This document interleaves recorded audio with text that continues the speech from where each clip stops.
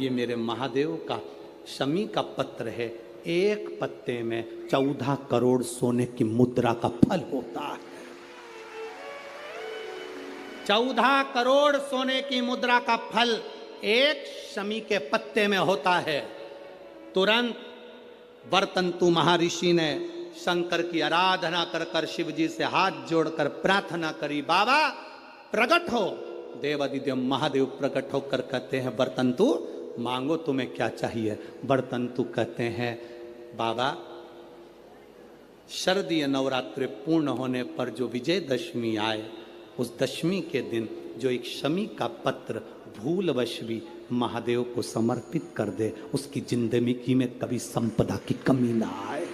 एक शमी का पत्र, एक शमी का पत्ता 14 करोड़ सोने की मुद्रा से प्रबल हो जाता है।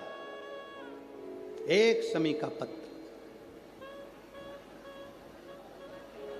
आज भी कई जगह पर विजयदशमी के दिन, कई स्थानों पर विजयदशमी के दिन शमी के पत्ते का लेन देन होता है। शमी के यहाँ होता है कि नहीं होता हमको स्मरण नहीं है, महाराष्ट्र में तो, पर कई जगह पर होता है। यहाँ पर भी शमी का जो पत्र होता है, विजयदशमी के दिन लोग देकर उसको प्रणाम करते हैं, माता पिता को नमन करते हैं।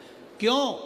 आप अपने बच्चे हो, आपसे पूछेंगे, आपकी औलाद आपसे पूछेगी, आपके आने वाली पीढ़ी आपसे पूछेगी, माँ ये कौन सा नाटक बनाकर रखा है तुम लोगों ने?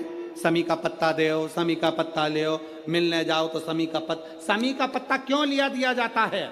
बच्चे पूछेंगे। आज की पीढ़ी बहुत प्रश्न करती है, उसको उत्तर देना पड़ेगा कि एक पत्ते में 14 करोड़ स्वर्ण मुद्रा का फल होता है। एक शमी के पत्र में आज के बच्चे जो प्रश्न करेंगे, उसका उत्तर देने के लिए तुम्हें तैयार रहना पड़ेगा।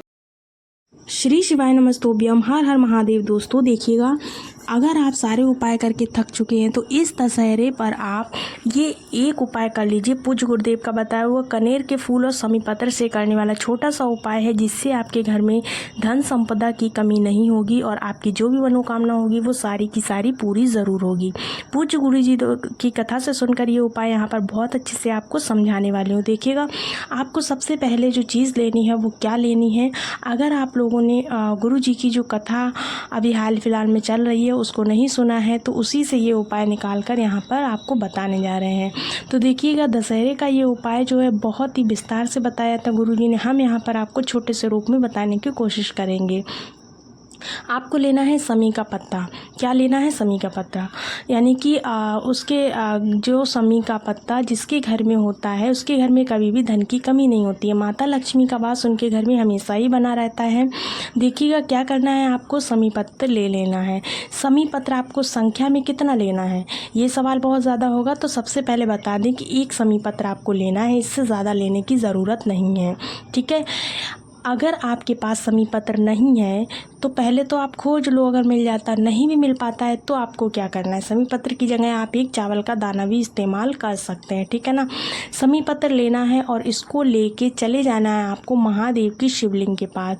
सुबह, दोपहर, शाम, रात कभी भी जाओ, आपका फेस होना चाहिए उत्तर दिशा की तरफ। इसके साथ ही आपको दशहरा तिथि पर ये उपाय करना है। ध्यान रहे, दशहरा तिथि पर महादेव की शिवलिंग के ऊपर जो भी व्यक्ति एक शमी पत्र समर्पित कर देता है, उसके घर में कभी भी धन की कमी नहीं होती है। दोस्तों, माता लक्ष्मी का वास उनके घर में बना ही रहता है, तो किसी को भी भूलना नहीं है। ये वीडियो अधिकतर लोगों के साथ आपको शेयर भी करनी है, जिससे कि जो लोग भूल गए हैं उनको भी ये चीज़ें याद ज़रूर आ जाएं।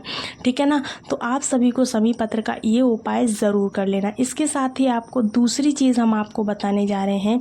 दूसरा जो उपाय है वो आपको कैसे करना है, वो करना है कनेर के पुष्प से। क्या करना है, आपको लेना है कनेर के फूल।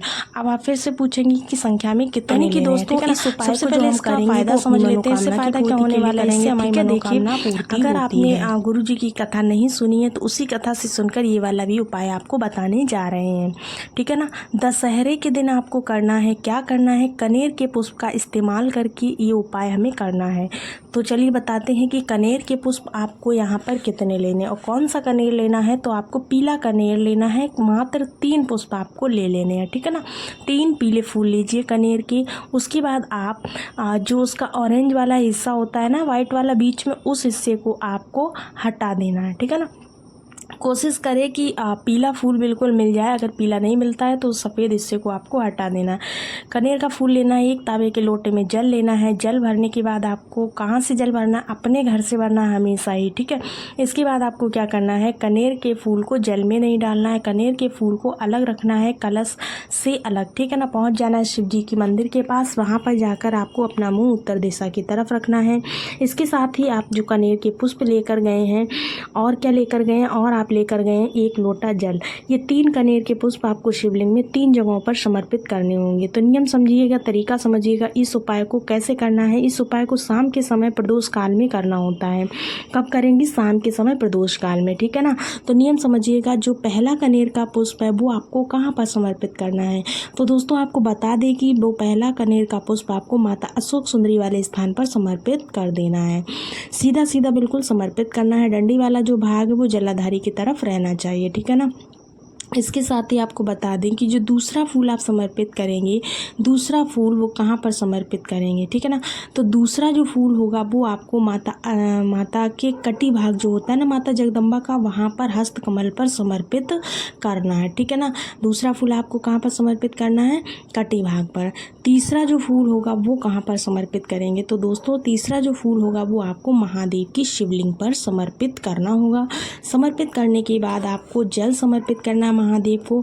जल समर्पित करते समय आपको अपने मन की जो भी इच्छा, जो भी मनोकामना है आपकी, उसको यहाँ पर बोलते जाना है। देखिए क्या, शिवलिंग पर जो फूल समर्पित करेंगे उसका जो डंडी वाला भाग है वो आपके अपोजिट रहना चाहिए, मतलब आपकी तरफ फूल का हिस्सा रहना चाहिए, डंडी वाला भाग दूसरी तरफ होना चाहिए, ठीक है ना। इस तरह से आपको ये वाला फूल चढ़ाना है। अगर आपने, यकीन मानिए दोस्तों, दशहरे के दिन अगर ये दोनों ही उपाय कर लिए तो आपके जीवन में कोई भी दुविधा नहीं रह जाएगी, सारे ही आपके काम बनते हुए चले जाएंगे, ठीक है ना दोस्तों। बहुत ही प्यारा, बहुत ही अच्छा उपाय था, बहुत ही सिंपल सा उपाय था। इसमें कोई भी आपकी कोई भी दिक्कत नहीं आने वाली है। सिंपली आपको फूल हर जगह मिल ही जाते हैं, तो इस तरह से आप ये उपाय कर लीजिएगा। इसके अलावा दोस्तों अगर आपका कोई भी क्वेश्चन है, किसी भी प्रकार के आप उपाय चाहते हैं, तो आप कमेंट्स बॉक्स में कमेंट करके पूछ सकते हैं। कमेंट करिएगा तो हम उस पर भी आपको वीडियो बनाकर ज़रूर देंगे। चलिए मिलते हैं अगले वीडियो में, तब तक के लिए श्री शिवाय नमस्तोभ्याम, हर हर महादेव।